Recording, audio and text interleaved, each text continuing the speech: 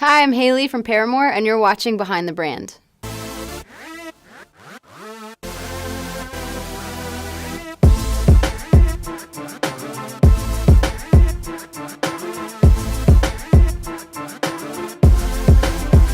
Hey everyone, I'm Brian Elliott. Welcome to another edition of Behind the Brand. Today I'm here with the amazing Hayley Williams. Hayley, thanks for coming by. Thanks for having me. I usually ask people, how'd you get this job?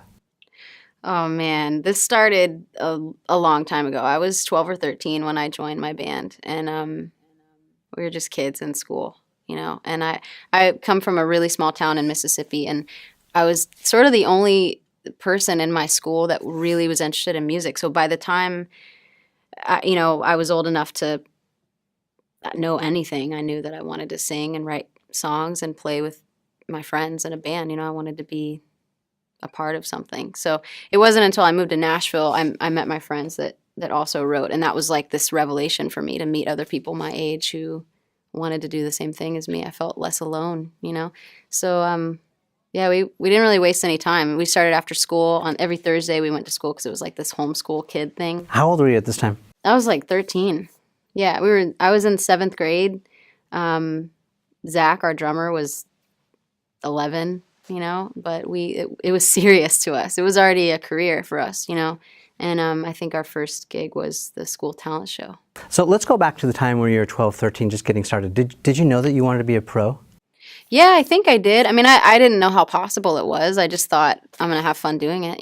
I felt like I had seen, I would see movies like The Temptations or even Spice World. And I just thought, well, they're all having fun with their friends making music. And it's like, it's their thing. It's their job. And I wanted that, I wanted to feel like, I wanted that us against the world kind of thing, which is just sort of inherently part of starting a band. You just kind of have this, it's like this very innocent gang mentality. And we started that way. And then the next thing we knew, we were in a van on the road. So were you writing music, or were you like aspiring singer, like you were, I don't know, in your church, or you're like singing on the street corner, or like always in the shower? How did it get started? Well, I did sing in church, but I was really shy as a kid. My parents separated pretty early on, and I was an only child for a while until my dad, in his second marriage, had my sisters. And I just loved music. I had this belief that I could do it, but I needed to get past. Like I didn't really feel like proving it to anyone. I just kind of knew that it could happen.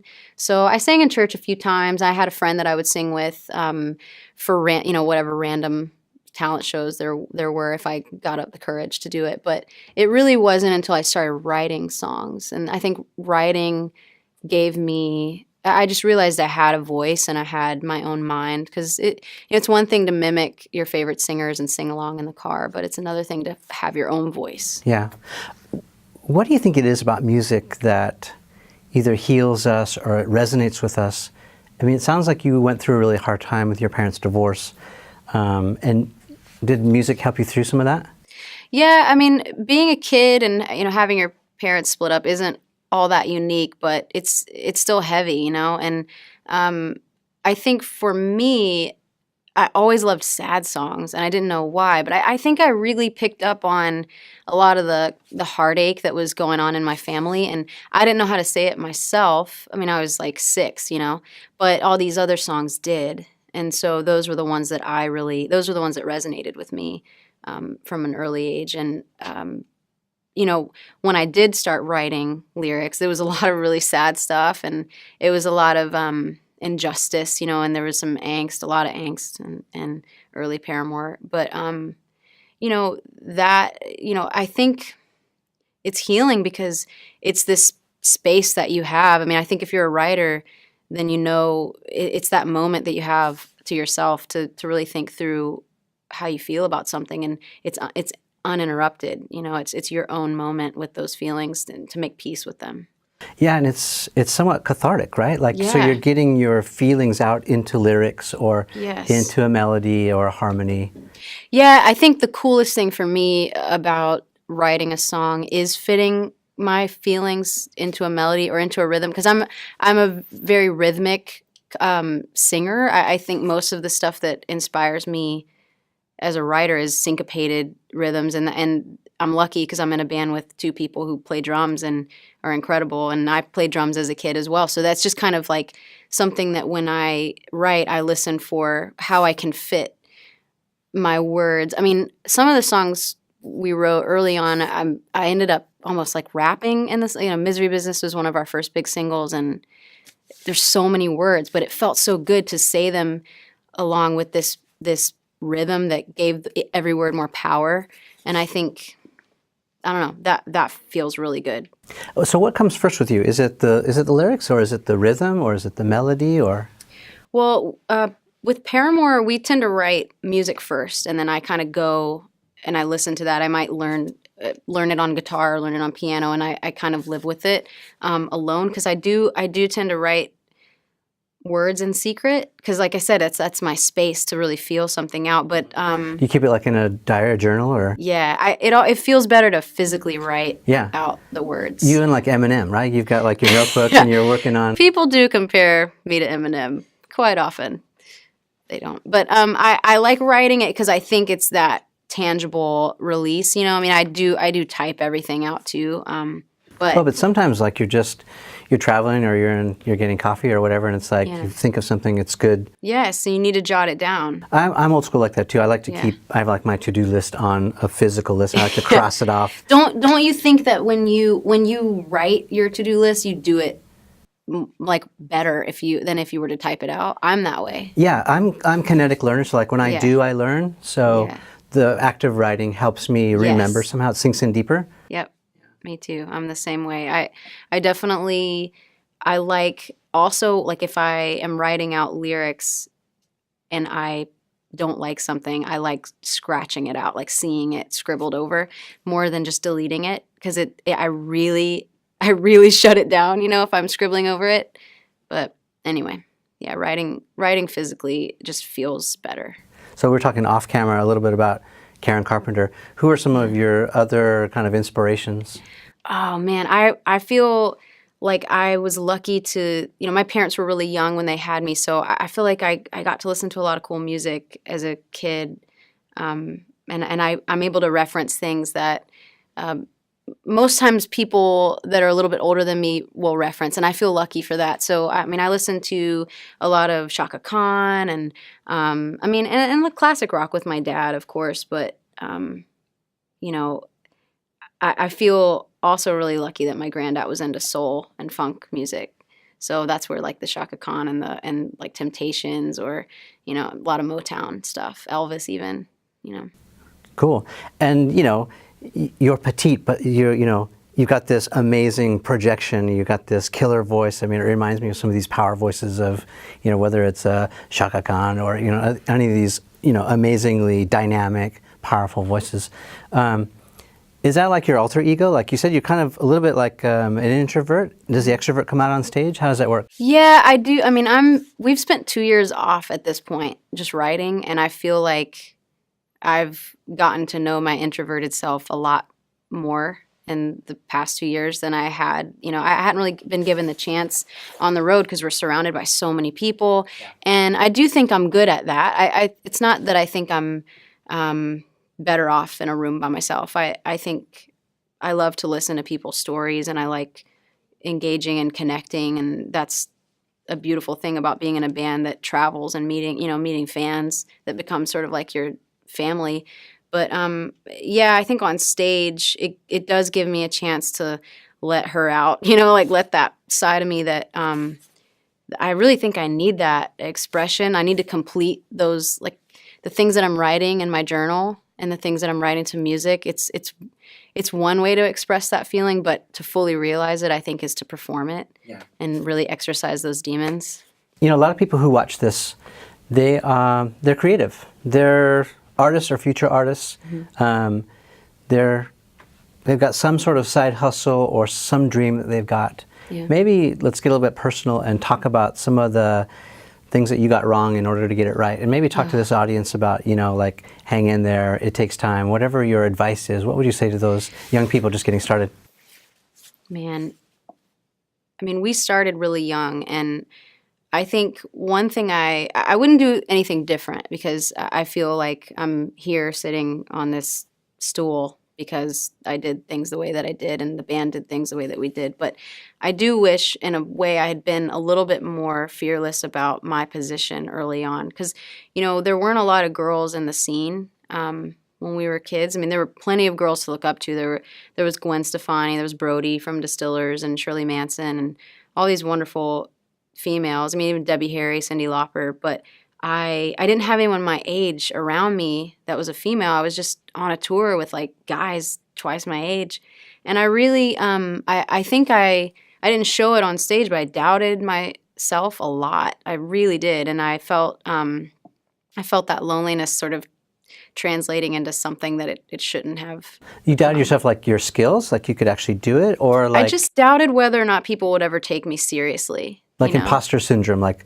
what am I doing? Yes, we were just talking about this. Yeah. Yes, imposter syndrome. I have it. I have imposter syndrome. I'm just gonna accept it because I think that I'm ready to get over it. But I mean, I'm 28 and I've been in a band for 13 years, and I'm just now realizing that that's really what it is. It's feeling like maybe I didn't do enough to deserve where I got, or someone's gonna catch me and realize that it's not real. I don't know. Yeah, where does that come from though? Is that just like what we manufacture in our own minds, or? I wish I knew where imposter syndrome came from. Because I know a lot of people struggle with that. I mean, Yeah. me too sometimes. I feel like Yeah. I have to pinch myself like, wow, this is amazing. Am I really here Yeah. with you? And I think probably a lot of people watching can relate to that. But like, is that self-made, like self-sabotage, or is that outside influence?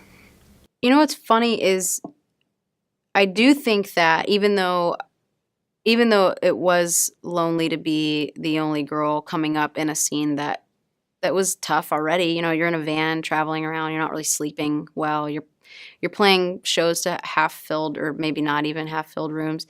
Like, I do think that my age actually helped me, and as I've gotten older, I think we get older and we really start to overthink things. We know a little bit more, our experiences kind of stack up, and there's more to think about, and maybe that means there's more to doubt about. So I don't know.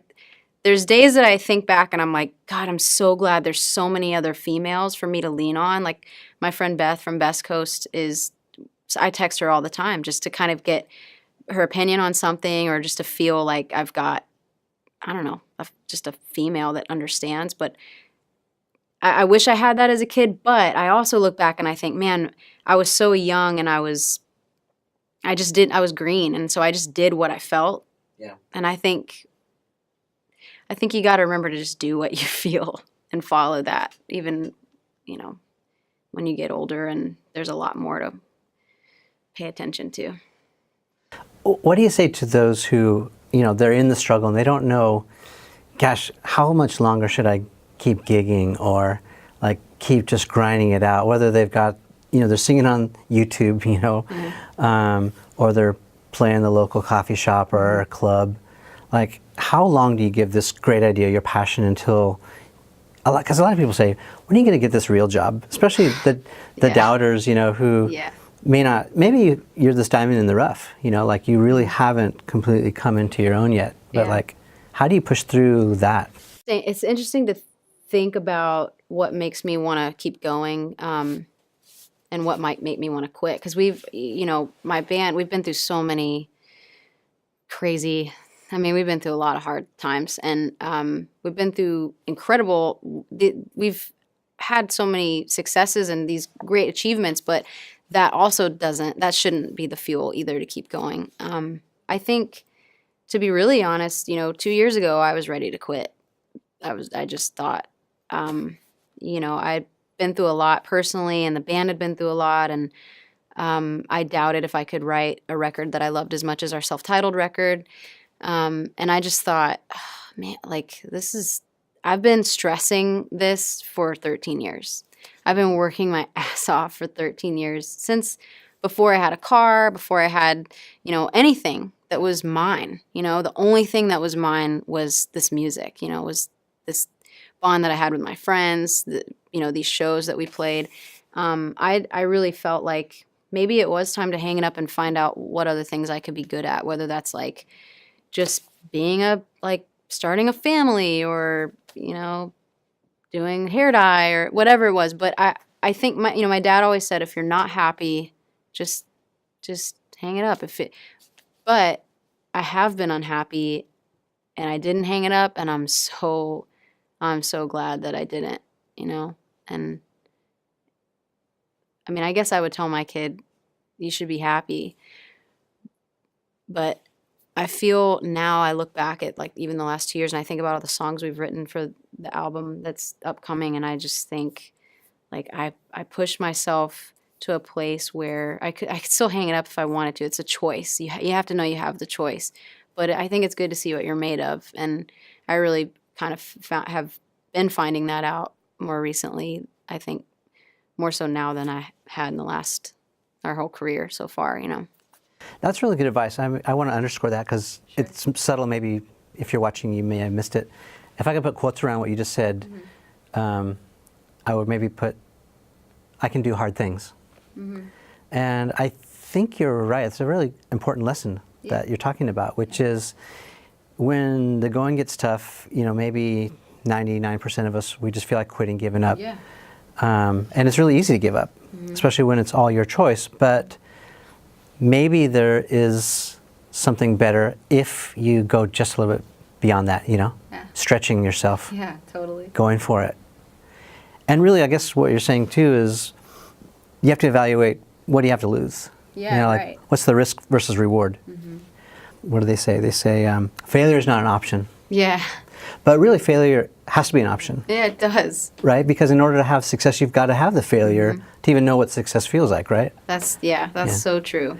The trick is not to fail too far that you can't come back and play another day. Yeah.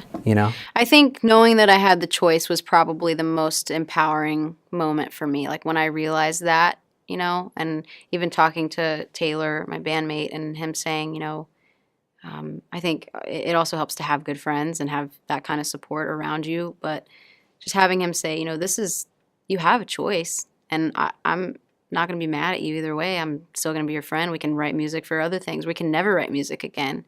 But when I realized that it was my choice to leave it behind and, try something else or keep going and maybe still hurt a little while and figuring out whether or not I wanted to do this, that was my moment. That was a good moment for me.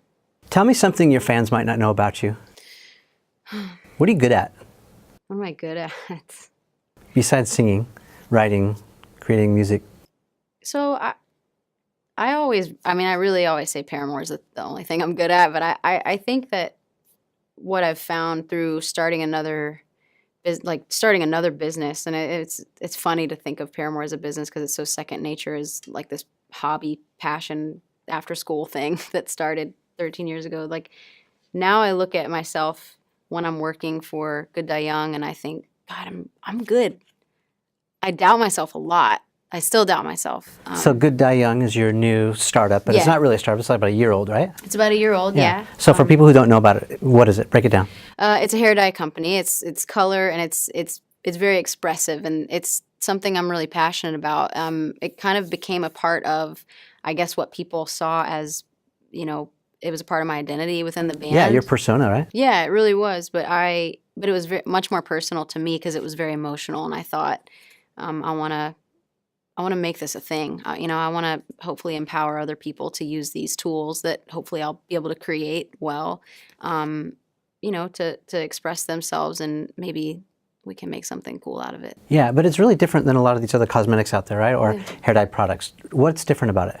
To me, the most important part about it is the community that's built around it. I mean, they're great products. I mean, it's great quality. But I feel like the mission around it is even more important. I think that social mission of, just trying to give, really young people a place to be weird and try new things. It's this healthy way that they can learn to express themselves, maybe in a way they've never tried to before. It certainly gave me an outlet outside of writing. It was something that I needed, and I'm excited to watch this community grow. I mean, like you said, it's a year. We're a year in right now, but I'm loving how I get to witness it every day. I get to witness the community online. How hands-on are you as, you know, this entrepreneur, now this new side of you? Like, how involved in the business are you, and what have you learned?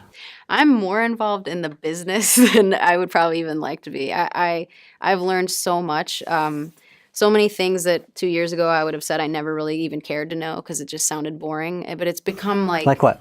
oh, just God, just I mean, process of building a team, vetting labs, so many numbers. I hate number. I'm a musician. I mean, maybe a lot of musicians are great with numbers, but I like words, and I like singing, and my brain doesn't work very mathematically, I don't think. So that's been a huge learning curve for me, and something I'm still kind of figuring out how to fit into my little brain. But I've found that I am very comfortable sitting at the head of a table talking about strategy, and I love marketing, and especially just really creative marketing, and we're getting this thing up off the ground, and it's funny to think that it doesn't feel that different than trying to get Paramore off the ground when we were kids. Like, it was just, what can we put where, and how can we be authentic through all of it, I was going to say, like, so tell me if I'm wrong, but like, it seems like maybe you're so comfortable with all those things because it's just an extension of yourself.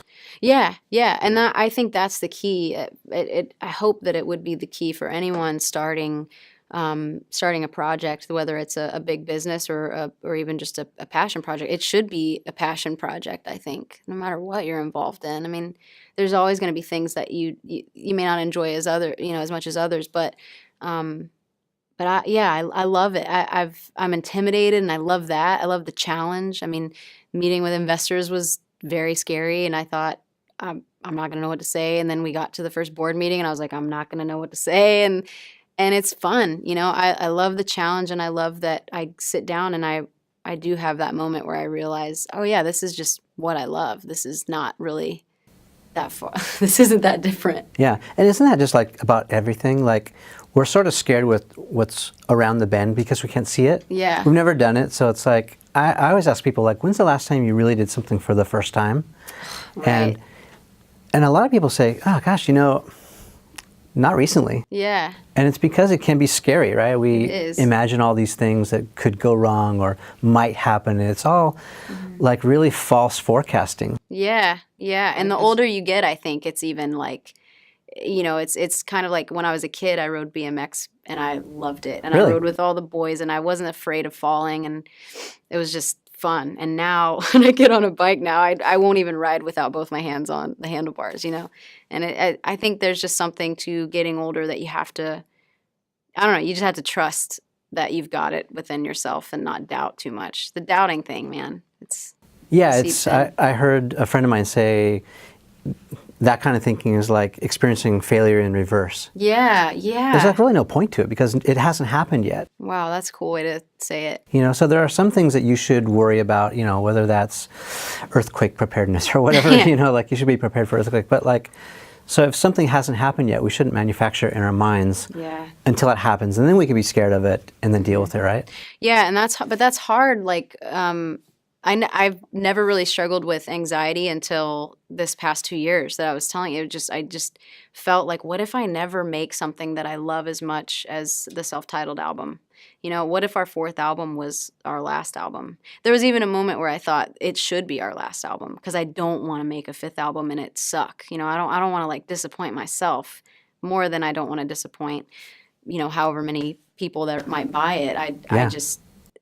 I never made a fifth record before until me and my friends wrote it and recorded it. And it is funny what we tell ourselves. Yeah. And I think that's the moment that we get stuck. Yeah. It's paralyzing. It can be like analysis paralysis, like should I, shouldn't I? Or sometimes it's just like the fight or flight thing takes, and we're like, I'm out. Right. I think I saw a really good TED Talk. Do you know Elizabeth Gilbert, who wrote Eat, Pray, Love? Yes. Yeah. Did you see this TED Talk where she talks about, is our best work behind us? I need to watch it. I haven't watched this. So she wrote that amazing book. It got it made to a movie, and then she's like, okay, then now what? Damn, yeah. That's and there's scary. all this pressure, right? Yeah. I think the pressure that you put on yourself is worse than any, because every time we put out another album, we get asked in interviews, what was the pressure like from your label to follow up the success of blah, blah, blah album? And I've never understood that. And I think, maybe we're lucky to have a great relationship with our label in that sense, but the pressure came from us, like me, just not wanting to disappoint myself or scare myself off. It's interesting. Yeah. I'm going to cue this up. Tell me what you think about when you hear this song.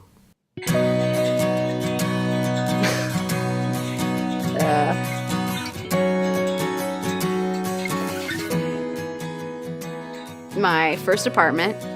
I'm in my first apartment. I just turned 19. I had the saddest birthday of my whole life. Can't even tell you why. Oh, I'd been through a breakup, and I hate birthdays, so I just sat by myself in my chair at home.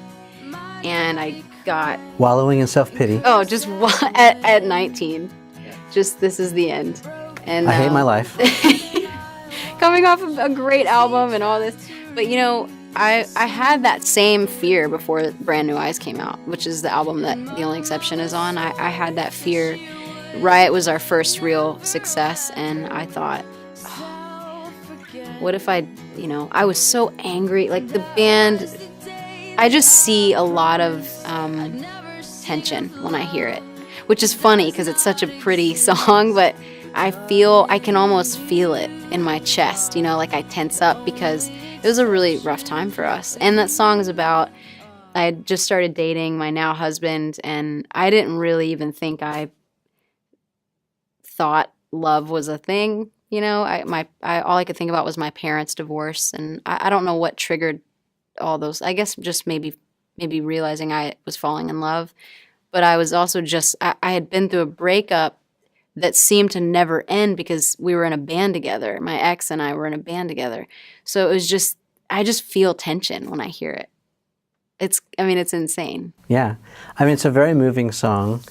And I think, doing the research and kind of rolling back the timeline, we the audience, the fans could see that it was a relationship song. Maybe we didn't know what was happening with the band. Yeah.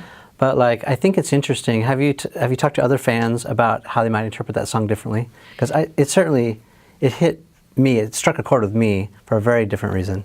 Wow, I would love to know that. You want to hear a quick story? I would love to hear it. Yes. So, when I hear the song, it reminds me of the time that I had really high walls up. Yeah. So, I'm adopted, and all my life I was searching for my birth parents. Wow. And I actually found my mom. No. And how old were you? This was maybe 10 years ago. Wow. Yeah. Oh my God. And when I found her, she didn't want to be found. And that was unexpected. Wow. And it was very painful.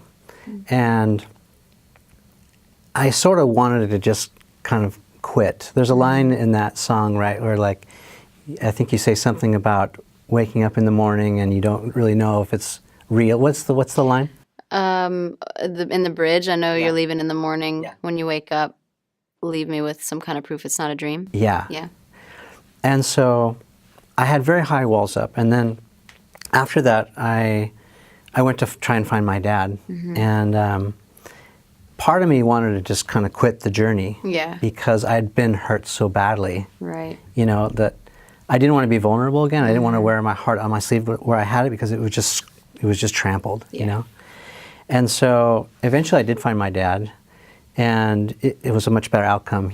Oh man. Yeah, it was. I just felt so much relief when you said that. Oh my God. No, we've had this amazing reunion, and I found out that I have a couple sisters, and it was amazing. But when I think about that song, that I didn't think things were possible, and I especially didn't want to be vulnerable again. Yeah, right. Why would you want? How could you after? It's hard. Like that. It's hard. I read another great book by one of my favorite authors, Brene Brown. Do you know Brene? Love her, yeah.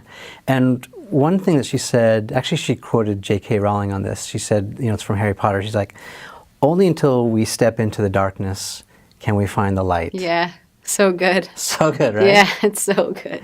And then the other thing she said that really just nailed me was, the depth that we're willing to be vulnerable is the measure of our courage. Damn her. right? And She's so good every time. yeah, so I had to, so your song, along with lots of other words of wisdom, really helped me get through that, where I Wow. knew that, only when you're willing to be vulnerable and understand that you could be hurt again, that's where the magic can happen, right? That's just so, yeah. That's where I was at. And I'm honored, man, to hear. That's insane. Me. No, I mean, I don't think I've ever heard a story in relation to that song like that. Thank you for telling me that, because that's No. really cool. Thank you. Yeah, I mean, I get that, and I think I don't, it's so funny how we experience love in our own life, sometimes through this filter of the way that we see our parents, and or the way they've seen us, or or and a lack thereof, and that was really hard for me to get over, even just from something as simple as my parents getting a divorce, which I mean, think I have one friend whose parents aren't divorced, and he's in the band, like, and it blows my mind when his family come to the show. I'm just like, what's that like? But And I think what you're saying too is really important message. It's like, I mean, it maybe took you a little while to grow out of it or Yeah. get through it, but sometimes we carry that baggage with us and we think that's our identity or how we Yes. should act, right? yes, And it's not. We can hit the reset button, yeah, right? We can be who we want to be. It's almost like that. Just Yeah, you don't care right. what anyone says. Yeah. You just have to do. it's hard to do that though. It's really hard to get there. I'm still trying to get there, Yeah. and it is. I think what I'm learning, and I think Brene Brown says something about it too, and I won't even try to quote her because I'll botch it, but just about owning your story so that it doesn't own you. That's something that I'm constantly wrestling with, because I mean, whether it was the band or just other parts of my personal life, I've felt a lot of things that I think for a long time I've held those things as betrayals, and it's hard to stay soft and tender when you have all that stuff that's just Yeah. coming at you, these arrows. You want to put up a shield, like you said about the walls, but I think it's so glorious to just be soft. But that's part of it, Yeah. right? Like life, when we finally understand that there's good times and bad times, that like there's either life or there's hiding. Yeah, right. Yes. And so when we get comfortable with like, all right, bring it on, like what's the worst that can happen? Yeah. Then I think we truly start living the life that we have the potential to live, Yeah. Man, this is good. Can we do this once a week? Yeah, let's, I need a second therapist. all right, maybe let's give some final words of advice to young entrepreneurs, people who are in the struggle. They admire you, they love what you've done, but they're also doing other things. So they're engineers, or they're writing code, or they're artists, or they love math, whatever it is. So like, what's your advice to people doing cool stuff that might not work?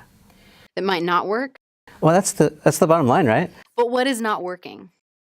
Right. So maybe we can define that too. But it's all experimental. When we start new things, we don't know the outcome. Right, yeah. If it was predictable, everyone would be doing it. Yeah. Right. I really think that, I mean, for me, and I mean, this has nothing to do with the music business. This is just life. I think when I've felt something in my gut and I didn't follow that, I mean, I've paid for it every time. And so I try to really pay attention, because I think that we do know ourselves. We do know our passions and the things that might put us in danger. I mean, these are like instinctive things, we know what we're capable of. And sometimes I think even when we know we might not be capable, we know when we can give it a shot and be all right, and that's I think maybe the danger thing that I was talking about. But for me, following that gut feeling has even when it didn't work out or look the way I thought it would, has always paid off. And I mean, Paramore, we're on our 5th album. We've been a band since I was 13. I'm 28 now, and I'm still alive. Been through a lot of pain, still alive. Started a new company. It's really scary, still alive. And I think that it's because I value that gut feeling. So yeah, I guess I would just say you'll know if it's worth going after or not. You'll know that, and if you don't, then you'll know when it's time to try something new. But it's not going to kill you.